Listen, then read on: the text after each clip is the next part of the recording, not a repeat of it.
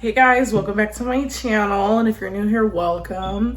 I just finished watching episode 2 of Chainsaw Man, and it was pretty fucking good. So this episode, we got 2 new characters. We got, I don't remember anybody's name, Hayakawa, fucking Aki something, and Power. And I just want to fucking say, I fucking love Power and Denji. They're an iconic fucking duo. I fucking love it. I didn't think anybody could be dumber than Denji in this show. But that's definitely Power. Like, if not now, then she's definitely gonna turn out to be stupid as fuck. So this whole fiend shit, they're not using it in the English sense, right? Like, they don't mean, like, just general term, fiend. Fiend is their word for their, like, half devil, half person thing. In Devilman Crybaby, they called them Devilmen, right? If they were half devil, half man, right? So in this, I guess they called them fiends? I don't know, whatever. We got this fucking Aki character. He's fucking hilarious. He's the balance, right? We get fucking Denji, who's always fucking talking, always thinking we're in his mind all the time, and it's just nonstop rambling and just bullshit. And then to balance that off, we get this Aki character, and he's like the no bullshit, no nonsense, cool, do your job, bro type of dude. Which, cool. Every fucking show needs one, especially if your main character is this fucking chaotic. And I just want to say, what a fucking turnaround. I fucking love Denji now because of how simple he is. I appreciate him, right? Like, see, he came from the dirt. He's never had anything, so everything he gets impresses him, and he's super grateful for everything he gets, and I fucking love that. Like, that's gas. And then when he's like, I don't have a fucking motivation for fighting, and he's like, well, I guess I'll just make one. And then he thinks about boobs, and he's like, okay, well, that's my motivation then. I fucking loved it. It's not to say I don't like a fucking complex character. I fucking love a complex character. Like, I'm sure Aki's gonna turn out to be this complex-ass character. They already set him up to be one. He's like, I lost my whole family to devils, and I think he likes Makima. I don't know. And this might be a hot take. I fucking don't think Makima's that bad. I don't think she's that bad so far, but I know, like, manga readers are probably like, bitch, she does this, and this, and you're gonna change your opinion. But as of right now, Makima's not too horrible in my book. See, in this world, you can't expect something for nothing, right? Denji was poor, homeless, well, not homeless, but poor, resourceless, can't even afford bread, can't even afford his next meal, doesn't know where his next meal's coming from, taking advantage of his whole life. And yes, Makima is taking advantage of him. But at the same time, it's like, it's either that or go back on the streets struggling. And now he doesn't have his pochita, right? So he can't fucking chop down trees for money. He can't do anything in this situation. So it's like, I scratch your back, you scratch my back kind of a thing. In my opinion, so far. And that can always fucking change. I'm sure she does some horrifically evil fucking thing. Who knows? Maybe she got Aki's parents killed. Who knows what the fuck she did? She could have did anything, right? But at this point in time, I don't think she's that horrible. I don't think she's that abhorrent. And I think they're setting her up to be super fucking terrible by Denji asking, hey, Aki, is Makima a good person or a bad person? And he's like, she's good. She saved my life. And it's like, she didn't save your life just from the kindness of her heart. It's an exchange. I scratch your back, you scratch my back. I'm providing you food. I'm providing you, shelter, I guess. I'm providing you all of these things. And in return, you're going to be my soldier, pretty much. Pretty much. That's kind of what it is. And it's like, what is the alternative? For Denji, especially. What is the alternative? He kind of has no other options, and that's what makes it seem so sinister. Like, she's manipulating a guy down on his luck. He has nothing else. He has nowhere else to go. She's manipulating him.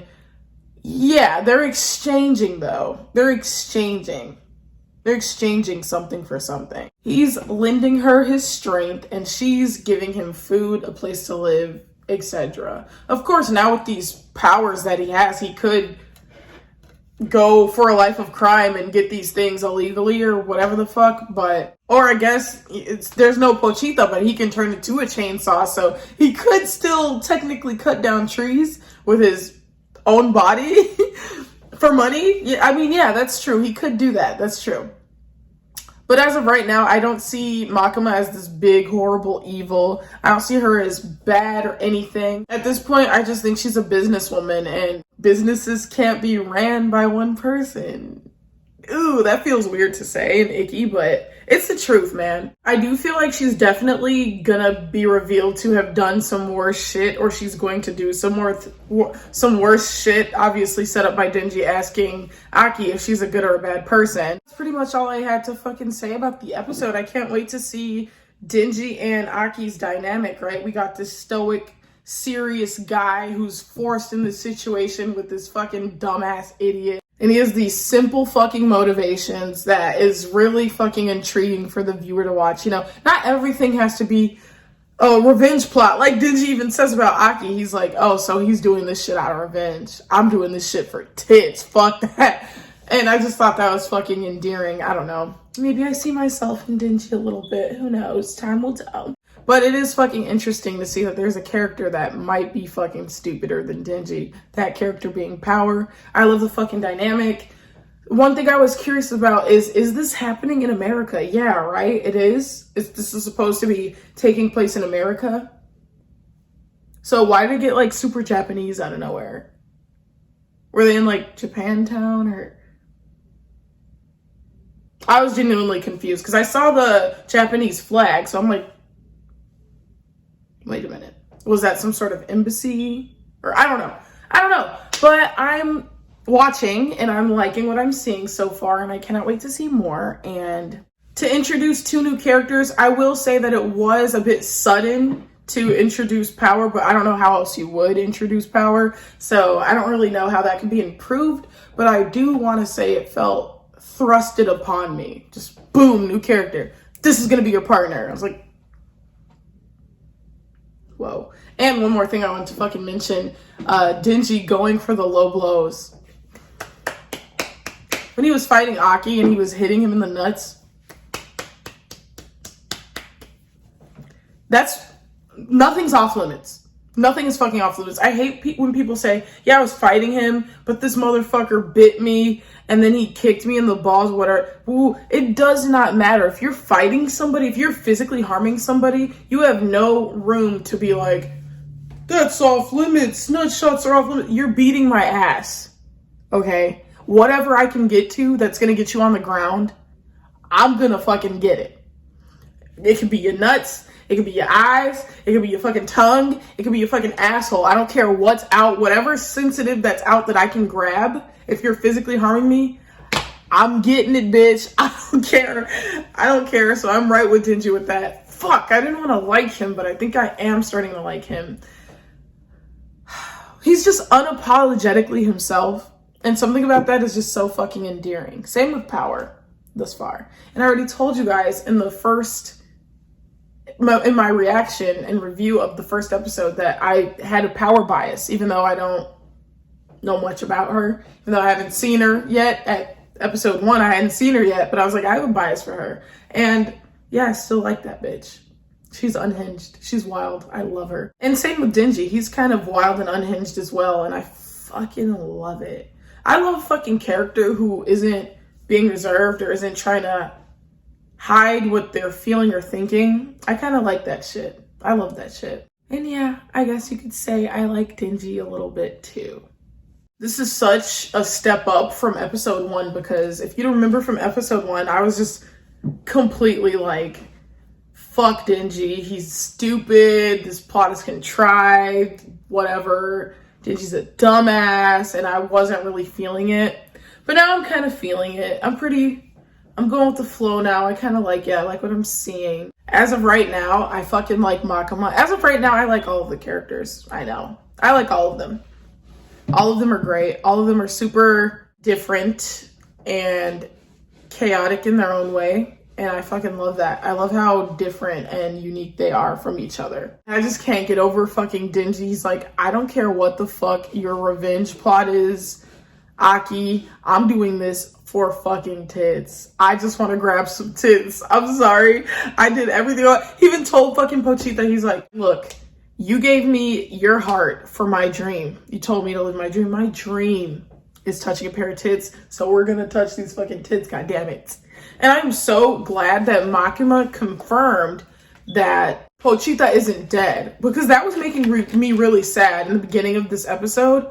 How Denji was like, wow, Pochita, my pet, literally fucking died. Died for me. And I was like, fuck. Like, I was getting sad too. I was like, is this actually a show like Attack on Titan where the power isn't its own entity? The power is just something that the person who wields it utilizes?